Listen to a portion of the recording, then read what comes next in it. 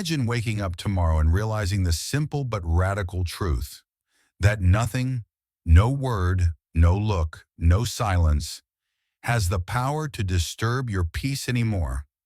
Not because the world suddenly became softer, but because you became stronger. Because something inside you stopped asking the outside world for permission to feel whole.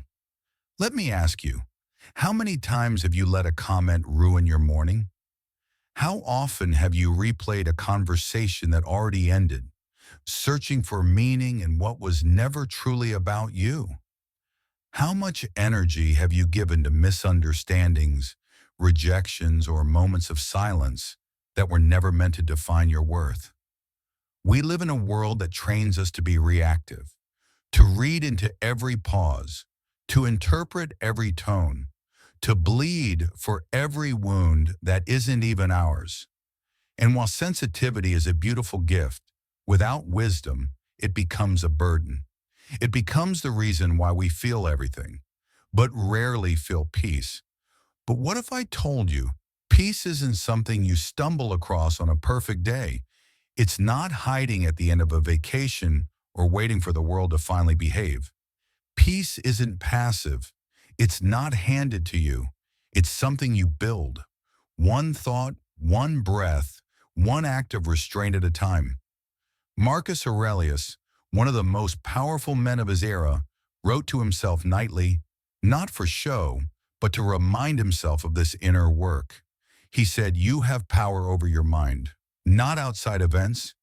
Realize this, and you will find strength." And that's where our journey begins.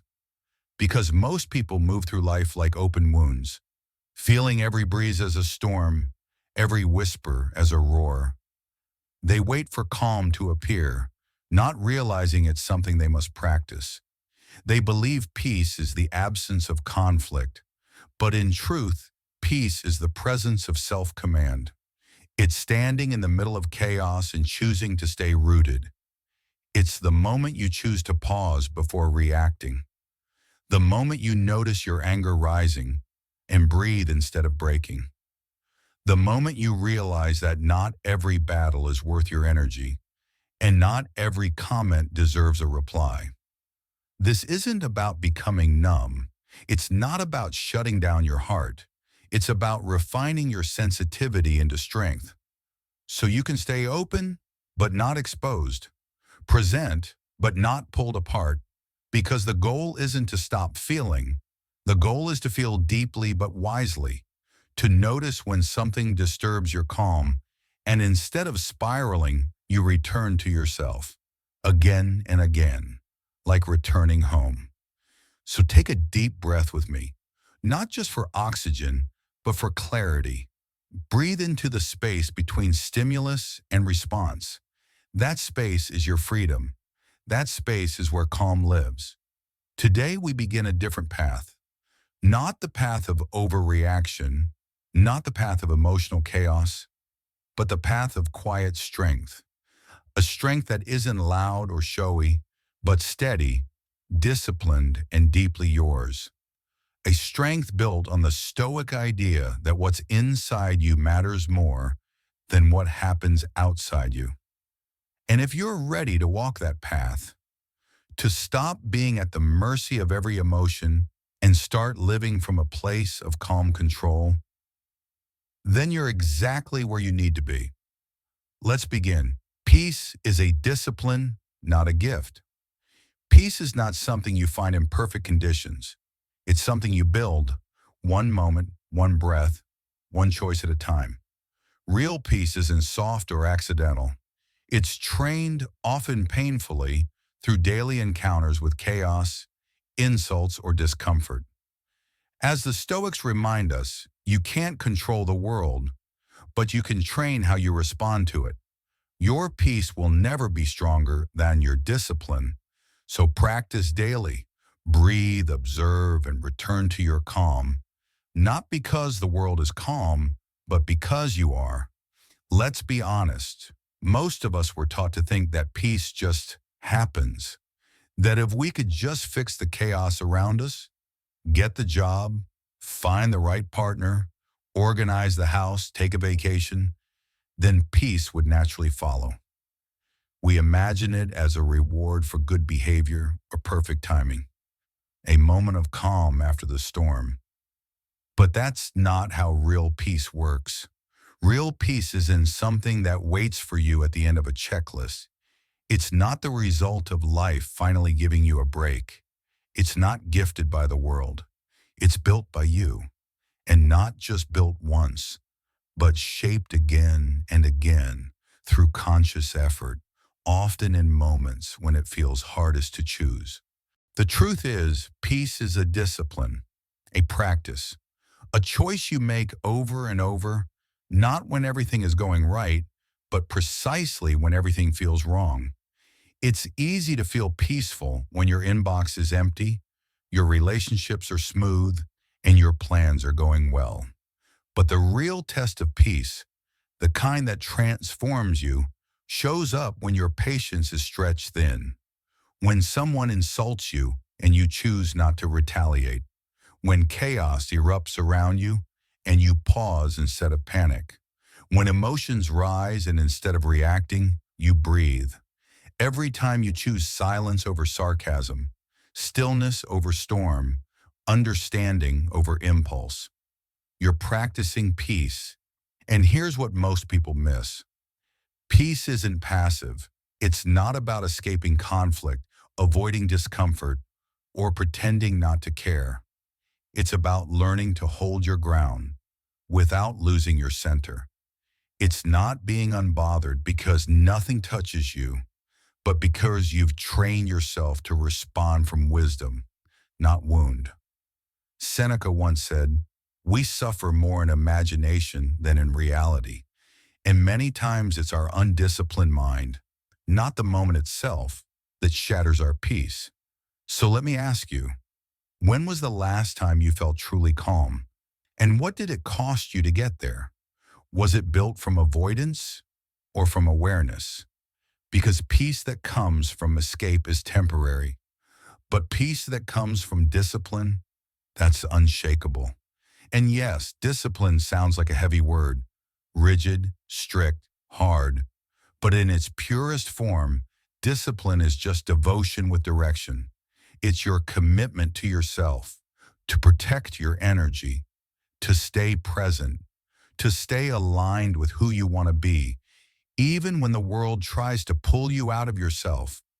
When you wake up and choose not to check your phone first thing, when you walk away from a heated argument before it ignites, when you pause before reacting to something that triggers you, you are not being weak. You are training.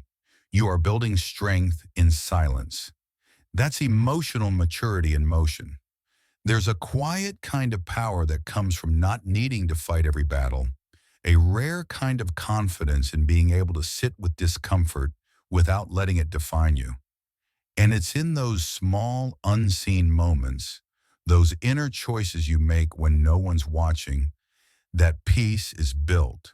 So remember this, your peace will never be stronger than your discipline. If you want a calm life, build a calm mind. If you want stability, train for it, not just wish for it. And when the world gets loud, because it always will, you'll know how to return to yourself, to your breath, to your truth, not because you found peace, but because you became it. You're not obligated to feel everything deeply. Feeling deeply isn't always a strength. It can be a burden if not balanced. When you internalize every comment or overanalyze every silence, you distort reality. Not everything needs your full emotional weight. Learn to pause. Ask yourself, is this really about me? You're allowed to protect your energy by choosing what deserves your depth. Emotional maturity is knowing when to lean in and when to let go. There's a quiet belief that many of us carry, one we rarely say out loud.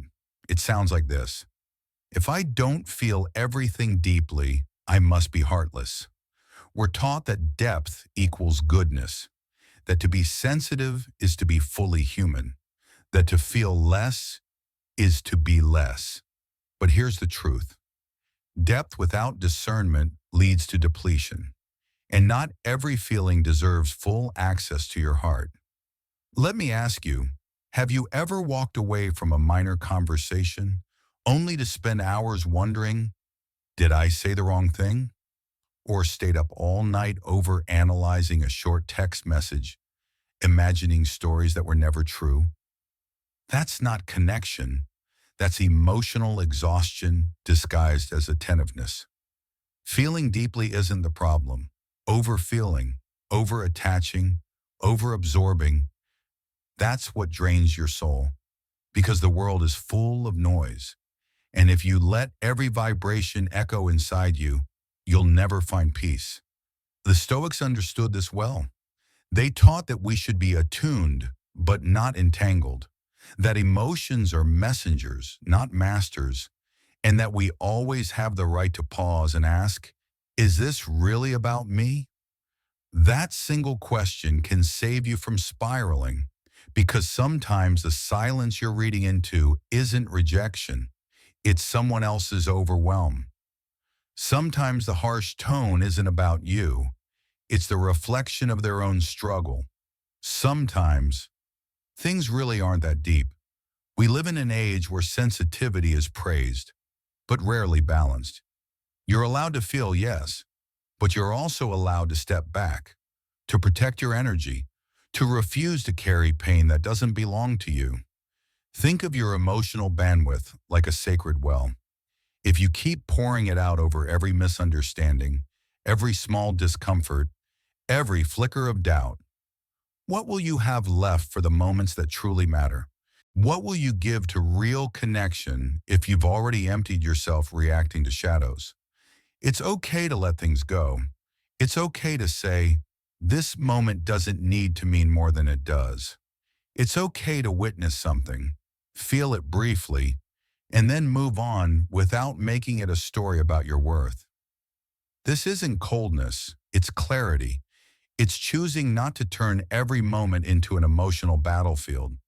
It's the maturity to feel what's real and filter out what's fleeting. Marcus Aurelius once reminded himself, if it is not right, do not do it. If it is not true, do not say it. We can borrow that same wisdom for our feelings. If it is not yours, do not carry it. If it is not clear, do not cling to it. Let yourself breathe again. You are not responsible for decoding every glance, every pause, every silence in the room. You are not required to make meaning out of every discomfort. You're not obligated to turn every emotion into a wound. What you are responsible for is protecting your inner peace. That means noticing when you're spiraling and gently guiding yourself back to center. It means setting boundaries, not just with people, but with your own mind. It means asking again and again, does this truly deserve the space it's taking up inside me? So the next time you find yourself lost in a storm of feelings, pause, not to suppress, but to sift, not to numb, but to notice what's real and what's just noise. You don't have to feel everything deeply to be a kind, loving, present human being. You just have to feel authentically. And that begins when you choose peace over performance, clarity over chaos, and self-trust over emotional overload. Sensitivity without strength is self-sabotage. Sensitivity is a gift, but only when paired with inner strength. If you absorb everything without boundaries, you risk emotional burnout. Strength isn't coldness, it's clarity. It's like a violin, beautiful because of its tension, but also because of its strength. Be open, yes, but rooted. Feel, but don't collapse under the weight of every feeling. Let's talk about something many of us feel deeply, but rarely understand clearly: sensitivity. In its purest form, sensitivity is a gift. It allows you to notice the slight change in someone's tone, the tension in a room others miss, the quiet sorrow behind a smile. It helps you connect, empathize, sense what's left unspoken. But without strength, that very gift can turn inward and cut you. Without emotional resilience, sensitivity becomes a doorway not to depth, but to overwhelm. You start to absorb more than you can process. You carry pain that was never yours to hold. You feel everything, and then freeze, unsure of how to let go. The world tells you to be soft, to stay open, to feel more, but it rarely teaches you how to stay standing while doing it. That's the missing piece, because sensitivity without boundaries becomes burnout. Sensitivity without discernment becomes confusion. And sensitivity without strength, that becomes self-sabotage. Think about it. When you're constantly taking in everyone else's energy, every look, every comment, every shift in mood, it's like being in a storm without shelter. Your nervous system never gets a break. Your spirit stays exposed. Soon you start shrinking, not because the world is cruel, but because you've left your emotional doors wide open with no locks. And this isn't about closing yourself off. It's about learning how to filter, not absorb, how to stay present, but protected, how to feel fully without falling apart. There's a stoic strength in learning how to stay rooted, in knowing where you end and where someone else begins, in not letting every emotion turn into a personal earthquake. Because here's the truth. You can be a deeply sensitive human being and still be solid, still be wise, still be calm, still know when to step back and say, this pain isn't mine to carry. Imagine a violin. It creates music not because its strings are loose, but because they hold tension and strength and harmony. Without that balance, the strings go slack or they snap. But when finely tuned, they produce beauty. You're no different. Your emotions, your empathy, your intuition, they're your strings. But they need strength. They need boundaries. They need tuning. You don't have to harden your heart to survive. You just need to learn where to direct your softness. Marcus Aurelius wrote, "The soul becomes dyed with the color of its thoughts, but it also becomes shaped by what it tolerates." When you allow yourself to be pulled into every storm, you forget the color of your own sky. So I'll ask you this. What would change in your life if your sensitivity were anchored in strength instead of fear? What would shift if instead of reacting to every emotional wave, you learned to ride it with grace? Because the goal is not to feel less. The goal is to feel with purpose, to feel what's real without drowning in what's passing, to sense the world deeply without letting it shatter your center. Strength and sensitivity are not enemies. In fact, they were always meant to walk side by side. So let this be your reminder. Your ability to feel is sacred, but your ability to protect what you feel, that's your power. Don't take things personally. People act from their own wounds. Most of the time, their behavior has little to do with you. Understanding this frees you from unnecessary pain. You can love others and still not carry their emotional weight. As Marcus Aurelius said, it's not events that disturb us, but our judgment about them. So shift your judgment. Choose peace over assumption. One of the greatest shifts in life happens when you realize this. Most of what people say and do has nothing to do with you. It's not a reflection of your worth. It's a reflection of their wounds. But that's hard to accept, isn't it? Because we're human. We internalize. We hear a sharp tone and wonder, what did I do wrong? We feel someone pull away and think, was I not enough? We take the coldness, the silence, the criticism, and we fold it into our identity. But what if I told you that most people are simply responding to their own pain? People lash out when they're overwhelmed. People go silent when they don't know how to process vulnerability. People withdraw not because you failed, but because closeness scares them. The truth is, hurt people, not always with intention, but often with repetition. And unless you see that clearly, you will spend your life trying to fix what was never yours to carry. Marcus Aurelius, the Stoic emperor, wrote, "If you are distressed by anything external, the pain is not due to the thing itself, but to your estimate of it. And this you have the power to revoke at any moment." In other words, it's not what they did, it's what you told yourself it meant. Let that sink in, because once you understand this, you stop making other people's actions a measure of your value. You stop building your self-worth on the shifting sand of someone else's behavior. You stop dancing to the rhythm of wounds that don't belong to you. And that, my friend, is liberation. But here's something important. This doesn't mean you excuse bad behavior. It doesn't mean you tolerate disrespect or ignore betrayal. It means you recognize the source of it and choose not to absorb it. You can still love someone and not carry their emotional weight. You can still show compassion without becoming their emotional landfill. You can still care without sacrificing your peace. That's the power of boundaries. That's what emotional maturity looks like. So the next time someone speaks sharply to you, try this. Pause, take a breath, and instead of collapsing into self-blame, ask yourself, is this truly about me, or is this a mirror of something they haven't healed?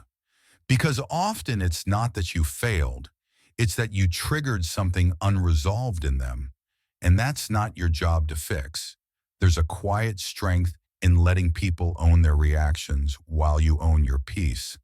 It's the strength to say, I see your pain, but I don't have to make it mine.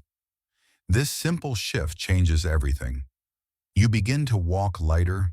You start showing up with calm instead of confusion. You speak with more clarity because your voice is no longer choked by the weight of false responsibility. You stop taking things personally, not because you're detached, but because you're wise. And that wisdom will carry you through some of life's hardest moments. Moments where misunderstanding, judgment, and conflict try to pull you out of yourself. But when you remember that people speak from their own stories, not yours, you can stay grounded. You can stay whole. You can stay free. So the next time your peace feels threatened by someone's words or silence, don't rush to interpret. Don't rush to fix. Just breathe and remind yourself, this is not about me. I return to myself now. Build boundaries, not walls. Boundaries aren't selfish. They're wise. A wall says, keep out. A boundary says, this is what I welcome. This is what I protect. Healthy boundaries preserve your peace, your energy, and your dignity. They help you love without losing yourself. Don't be afraid to draw the line. Not from fear, but from clarity. At some point in life, after enough hurt, enough letdowns, enough emotional exhaustion, you start thinking, maybe I should just shut everyone out. It feels safer, doesn't it? To put up thick walls, to keep people at a distance, to stop explaining, stop hoping, stop letting anyone in. Because if no one gets close, no one can hurt you. But here's the problem. When you build walls to keep out the pain, you also block out the joy. You protect yourself from disappointment, but you also cut yourself off from connection. You end up not just shielding your heart, but imprisoning it. So what's the alternative? Boundaries. Unlike walls, boundaries are not built out of fear. They're built out of clarity, out of self-awareness, out of quiet strength. A wall says, stay away, I don't trust anyone. A boundary says, I know what I need to stay well, and I will honor that. A wall is a defense mechanism. A boundary is an act of self-respect. Think about it like this. A boundary is you drawing a line in the sand, not to push others away, but to protect what's sacred inside of you. Your peace, your time, your emotional energy. It says, this is what I welcome in. This is what I don't. This is where I end and where you begin. Boundaries are how you protect your value without becoming bitter. They are how you give wisely, without draining yourself dry. And yes, it takes courage to set them, especially if you were raised to believe that kindness means being endlessly available, that love means self-sacrifice, that saying no means you're selfish. But let me offer a different truth. Boundaries are not selfish. They are wise. They are how you show up in the world with a full cup rather than an empty shell. Seneca once said, associate with people who are likely to improve you. Welcome those whom you yourself can improve. He didn't say to welcome everyone. He didn't say to carry every burden, absorb every emotion, or stay in every conversation. Because the Stoics understood something we often forget. Your inner world is sacred ground. It deserves protection. So ask yourself, who or what drains your energy the most? Where do you feel a knot in your chest after spending time or giving too much? Where do you walk away feeling smaller instead of stronger? Those moments hold clues. They point you to where a boundary is needed. It doesn't have to be loud. Sometimes a boundary is a quiet decision not to respond. Sometimes it's saying no without explanation. Sometimes it's walking away from what no longer feels true. You don't need to announce it. You just need to honor it. Because boundaries aren't about controlling others. They're about controlling what you allow to shape you. And the more intentional you are with that, the more whole you become. Now here's the part no one tells you. When you start setting boundaries, some people won't like it. They'll say you've changed, that you've become distant. But what they're really saying is, I liked you better when you were easier to access, easier to use. Don't let guilt pull you back into a version of yourself that existed only to be liked. You are not here to be everything for everyone. You are here to live honestly, protect your spirit, and give from a place of fullness, not survival. So the next time you feel the urge to shut everyone out, pause. Don't build a wall. Build a boundary, not out of anger, but out of love. Not to punish others, but to protect the most important relationship you'll ever have, the one you hold with yourself. Train your nervous system to feel safe in silence. In a world of noise, silence can feel like discomfort, but silence isn't the enemy. It's a doorway. A calm nervous system doesn't crave constant input. It finds safety in stillness. Practice sitting in quiet. No phone, no music, just breath. In the silence, your real thoughts surface, and your inner self becomes clearer. Let me ask you something you may not have paused to consider. When was the last time you sat in complete silence? No music, no phone, no distraction, and felt truly at ease. For many of us, silence feels awkward, even unsettling. We're used to noise. We fill every gap with sound, every still moment with scrolling. And when it's quiet, our mind rushes to fill the void. Modern life has trained us to fear silence, because silence brings us face to face with ourselves. Without the constant hum of stimulation, without the buzz of conversation or the comfort of distraction, we're left with what's underneath. Unfinished emotions, unanswered questions, unprocessed pain. And it's no surprise that many people avoid that moment. But what if the silence isn't what we fear? What if what we truly fear is meeting ourselves fully? Here's the truth. Real calm doesn't begin when everything around you slows down. It begins when silence stops feeling like a threat and starts feeling like a homecoming. When you no longer panic in stillness. When your nervous system learns, this quiet is not danger, it's rest. That's when inner peace begins to take root, not as a fleeting feeling, but as a living practice. And it is a practice. Like any muscle, calm has to be trained, because the world won't stop getting louder. But you can learn how to hear your own voice underneath the noise. Start small. Sit in your car for 2 minutes before turning on the radio. Take a walk without your phone or headphones. Let the evening fall around you without filling it with sound. It might feel uncomfortable at first, like an itch you can't name, like something's missing. But stay with it. That's your nervous system detoxing from overstimulation. Give it time, and something beautiful begins to happen. You start to hear again, not the outside world, but your inner one. You notice the tension in your body you've been carrying all day. You hear the repetitive thoughts you've been looping without even realizing. You begin to feel what's real, not just what's urgent. Silence reveals what the noise has been drowning. It tells you what you need, not just what you want. It reconnects you with intuition, with inner wisdom, with breath. And over time, you stop running from stillness and start returning to it. Marcus Aurelius wrote, "Nowhere can man find a quieter or more untroubled retreat than in his own soul." That's the heart of the practice. To make your own presence the safest place you know. To turn inward, not out of escape, but out of trust. Because the more comfortable you become in silence, the less you rely on the external world to regulate your emotions. You no longer need someone else's reassurance to feel okay. You no longer fear being alone with your thoughts.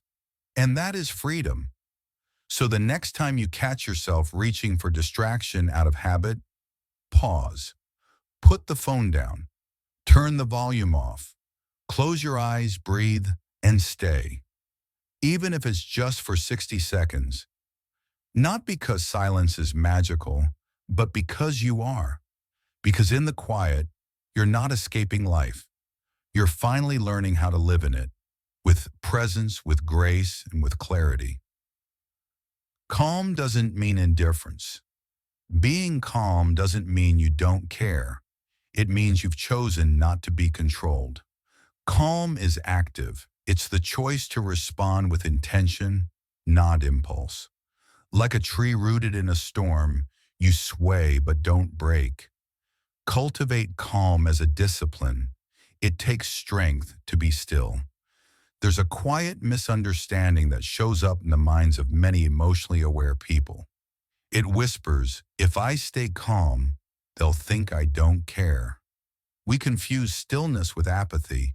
We assume that if we're not reacting loudly, immediately, emotionally, then maybe we're being distant, cold, disconnected. But here's the truth. Calm doesn't mean you don't care. It means you're choosing care without chaos. Real calm isn't about detachment. It's about discipline. It's not the absence of emotion. It's the authority over it. Calm says, I see what's happening, and I choose how I show up. This is especially important in a world that often celebrates loudness over clarity, urgency over understanding. When everyone is rushing to be heard, reacting before reflecting, calm becomes a rare kind of leadership.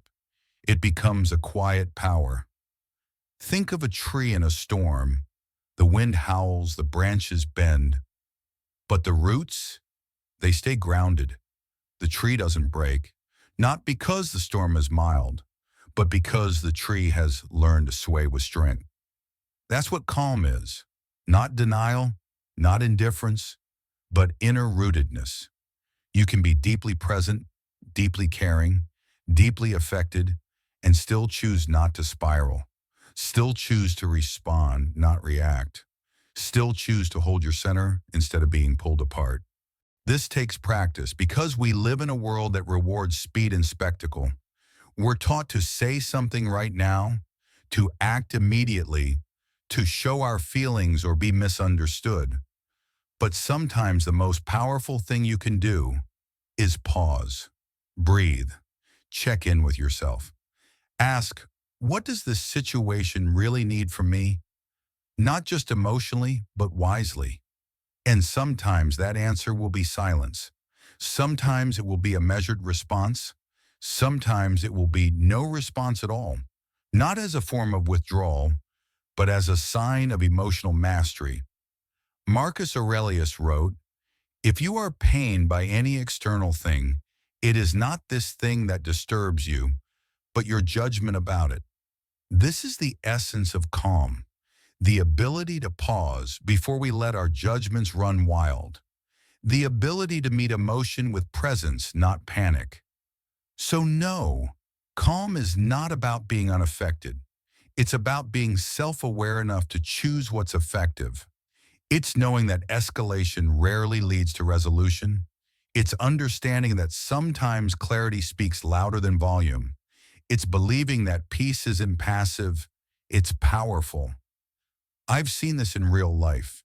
In conversations where someone was clearly baiting for an argument, and the calmest person in the room responded with a steady voice, a soft tone, and a grounded perspective. And just like that, the tension shifted. The air cleared because calm is contagious. But here's the challenge. Staying calm doesn't always feel good. It often feels like holding back when every part of you wants to explode. It feels like doing the harder thing, the wiser thing. Because, let's be honest, reacting is easy. Anyone can yell, anyone can snap. But staying rooted when your emotions beg you to lash out, that's strength. And it's the kind of strength the Stoics cultivated through daily practice. So if you find yourself in a moment of pressure, conflict, or misunderstanding, pause, not to avoid, but to anchor, not to detach, but to respond with depth. Remind yourself, I can care deeply and still stay grounded. I can feel it all and still move with clarity. That's not indifference, that's leadership. That's emotional maturity. That's the calm that doesn't crumble. And it's a calm you can build. One breath, one pause, one moment at a time. Protect your peace ruthlessly. Your peace is sacred. It's the foundation of your clarity, your strength, your joy. You don't owe it to people who manipulate, drain, or guilt you. Guard it with your life. Sometimes protecting peace means losing shallow approval, but gaining deep purpose. As Marcus Aurelius said, the tranquility that comes when you stop caring what they say, that's the freedom you deserve. At some point in life, you begin to understand something that changes everything. Your peace is not a luxury, it's your foundation. It's the ground beneath your clarity. It's the quiet space where your strength gathers. It's the emotional stillness that allows happiness to grow and your ability to give without losing yourself. But here's the part we often forget. Peace doesn't protect itself.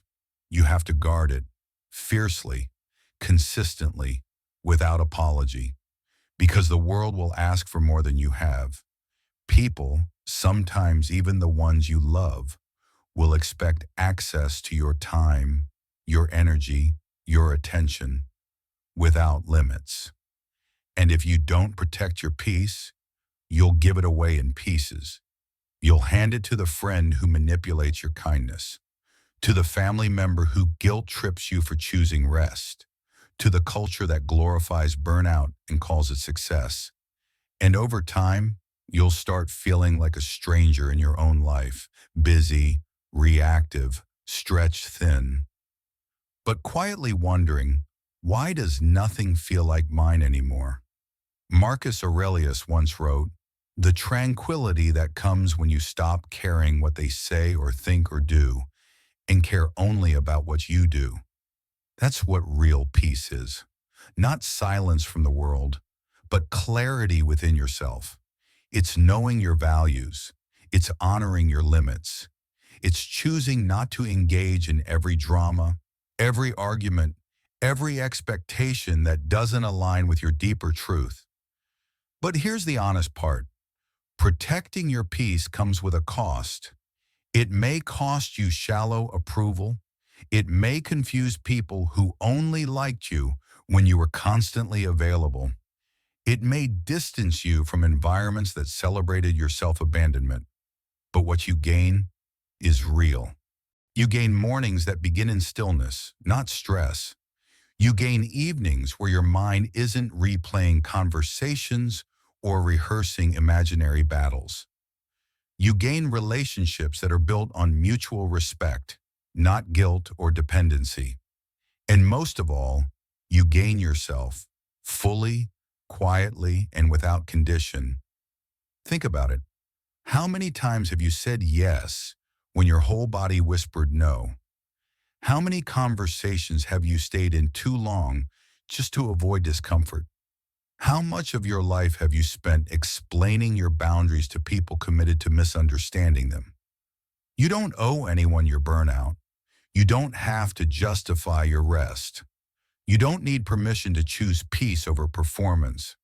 Protecting your peace doesn't mean closing your heart. It means creating an environment where your heart can stay open without being drained. It's not selfish. It's self-aware. It's spiritual maturity. And it's something you must commit to daily because peace is fragile in a world that profits from your distraction, from your comparison, from your exhaustion. So set the boundary. Say no with softness but certainty. Leave the room that no longer respects your presence. Turn down the volume on voices that confuse your kindness with compliance. And when guilt shows up, as it probably will, remember this. You are not here to live a life that pleases everyone. You are here to live a life that honors the quiet truth inside you, because that's where everything begins. Your clarity, your contribution, your joy. All of it rises from a calm, rooted place within. So protect that place like your life depends on it, because in every meaningful way, it does. Create a world within that no storm can shake. In the end, calm isn't about avoiding life. It's about building a world inside you so steady, no external storm can shake it. Sensitivity, when guided by strength, becomes wisdom. Boundaries, when drawn with love, become liberation. And calm, when practiced daily, becomes your home. So stay rooted, stay aware, and stay fiercely at peace. If this message spoke to you, take one small action today to reclaim your peace. And if you want more content like this, subscribe, because this journey has just begun. At the end of it all, beneath the stress, the noise, the pressure to be everything for everyone, there's something we all quietly long for. A place within us that no storm can touch. A sanctuary not built on circumstances, but on presence. Not on other people's approval, but on our own alignment.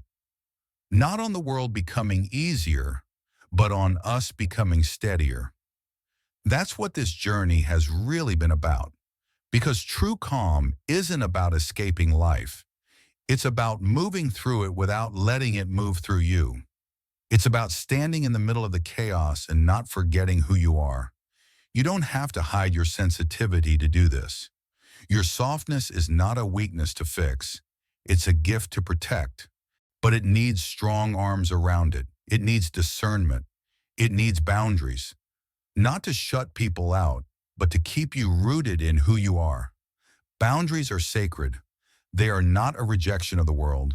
They are a declaration of self-respect. They say, I will meet you with kindness, but I will not abandon myself to do it. Calm isn't about feeling less.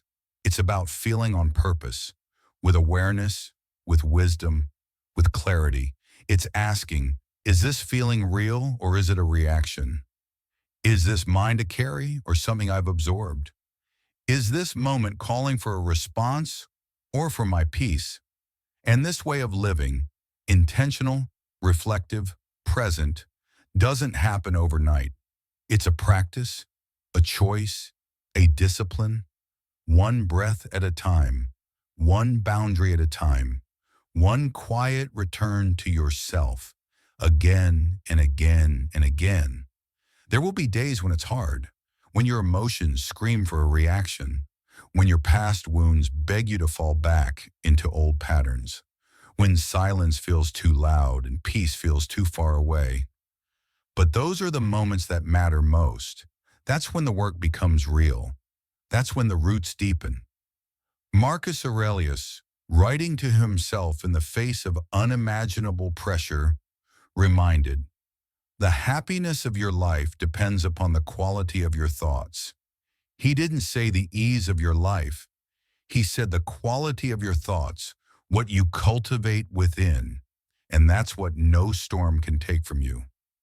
Not your inner clarity, not your ability to pause, not your sacred yes or your powerful no, not the peace you've learned to build breath by breath, choice by choice. So here we are. The world may still rage. People may still misunderstand you. Stress may still knock at your door. But you've changed. Not loudly, but deeply. Because now you know how to come home to yourself. You know how to protect what matters. You know that your calm is not a reaction. It's your way of being. So here's your reminder as you step back into your day. Stay rooted. Stay present. Stay fiercely at peace. You don't owe the world your chaos. You owe yourself your stillness.